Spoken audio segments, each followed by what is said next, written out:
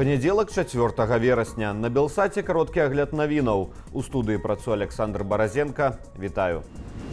МНС Беларусі показала вучэнні для ліквідацыі аварыі на беларускай АЭС. Сцэнар трэнавання ў межах вучэнняў «Скала-2023» пад эгідаю АДКБ прадугледжваў ліквідацыю аварыі на рэактарным аб'екце, тушэнне рэзервуара з палівам і эвакуацыю насельніцтва на прыкладзе вёскі Баброўнікі Астравецкага раёну. Лукашенко сёння абмяркоўвае з чыноўнікамі гадаванне свінняў. На сённяшняй нарадзе Лукашенко агучыў статыстыку зніжэння пагалоўя свінняў за апошнія 2 гады на 290 тысяч галоваў. Асноўнай праблемай галіны ён лічыць антысанітарыю ў гадавальных комплексах, большасць з якіх састарэлі. Таксама Лукашенко чарговы раз заклікаў змагацца з прыпіскамі і негаспадарлівасцю на месцах, перамагчы якія ён абяцае ўжо амаль 30 гадоў свайго кіравання. Польша сённяшняга дня аднаўляе прыём дакументаў на турыстычныя візы. Выдачу турыстычных візаў у Беларусі Польша спыніла яшчэ падчас пандэміі каронавіруса. І вось пасля працяглага перапынку падаваць дакументы зноў можна ва ўсіх візавых цэнтрах. Праўда, вольныя даты на падачу ёсць не раней, як праз месяц. Максімальны тэрмін дзеяння турыстычнай візы 5 гадоў. Каштуе яна 35 еўраў. Нелегальныя мігранты змяняюць кірунак спробаў трапіць у еўразвяз з тэрыторыі Беларусі. Цяпер асноўная плынь скіравалася на мяжу Латвіі, дзе за мінулыя сотні зафіксавалі 53 спробы парушэнняў. На мяжы з Польшай, дзе раней заўважалі асноўную актыўнасць мігрантаў, было 9 спробаў нелегальнага пераходу мяжы. Затрыманыя 6 грамадзянаў Індыі. Літоўскія службы за сотні з парушальнікамі мяжы не сутыкаліся. У Лельчыцкім раёне вясковец напаў з ножом на участковага. У МУС распавялі, што участковы прыйшоў на прафілактычную гутарку да 60гадовага жыхара вёскі Стадолічы, які, як сцвярджаецца, вёў асацыяльны лад жыцця. Той выйшаў насустрач міліцыянту, хаваючы штосьці ў руцэ за спінаю. Калі участковы папрасіў паказаць, што хавае мужчына, той паспрабаваў ударыць міліцыянта ножом у жывот. Пазней вясковец, размахваючы ножом, параніў інспектару далонь і грудзіну. Мужчыну затрымалі, супраць яго ўзбудзілі крымінальную справу. Адэская вобласць гэтай ноччу зазнала масаваную атаку беспілотнікаў.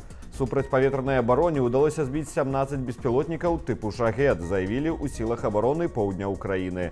Атака доўжылася 3,5 гадзіны. Нягледзячы на збітыя дроны, ёсць і траплянні. Паводле звестак мясцовых уладаў, у некалькіх населеных пунктах пашкоджаныя складскія і вытворчыя будынкі, сельгастэхніка і абсталяванне прамысловых прадпрыемстваў. Таксама ўзнікла некалькі ўзгаранняў за падзення абломкаў збітых дронаў. Аб загінулых і пацярпелых не паведамляецца. У МЗС Украіны ў сваю чаргу паведамілі, што падчас атакі некалькі расійскіх дронаў упалі і ўзарваліся на тэрыторыі суседняй Румыніі.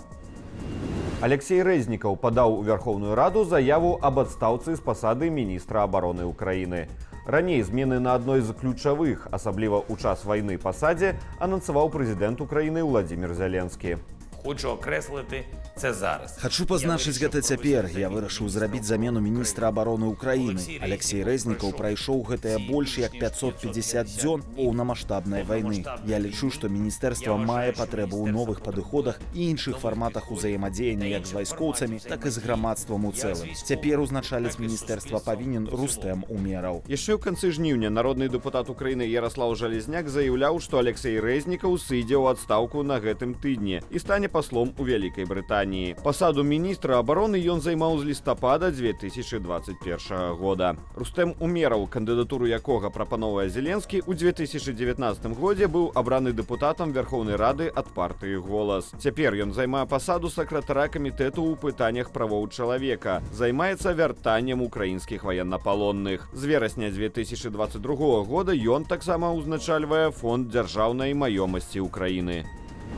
Галоўнае ўпраўленне выведкі Украіны апублікавала фільм, у якім паказалі і назвалі імя расійскага пілота, які паляцеў ва Украіну на верталёце Ми-8 разам з экіпажам. Я понял, что я нахожусь рядом с границей.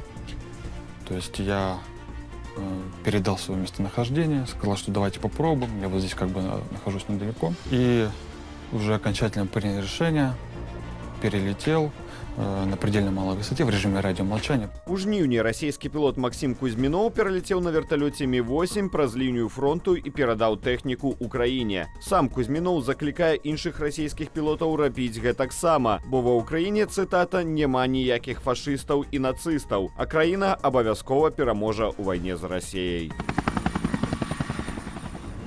Беларуская тенісістка Арына Сабаленка з наступнага тыдня зробіцца першай ракеткай свету. Узначаліць міжнародны тэнісны рэйтынг Сабаленцы дапамагла параза цяперашняй першай ракеткі полькі Ігі Свёнтек у 1/8 фіналу адкрытага чэмпіянату ЗША. Такім чынам, Свёнтек не змагла абараніць мінулагодні тытул пераможцы US Open і страчвае вялікую колькасць рэйтынгавых балаў. 25гадовая Сабаленка стане 29-й жанчынай за ўсю гісторыю, якая ўзначаліць рэйтынг WTA.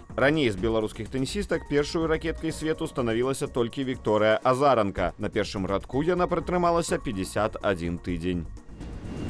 У Вільні стартаваў тыдзень беларускай культуры. Сярод імпрэзаў літаратурныя сустрэчы, выставы, квіз, кірмаш і майстар-класы для дарослых і дзяцей. Месца правядзення цэнтр беларускай культуры і супольнасці ў Вільні, вуліца Віленская, 20.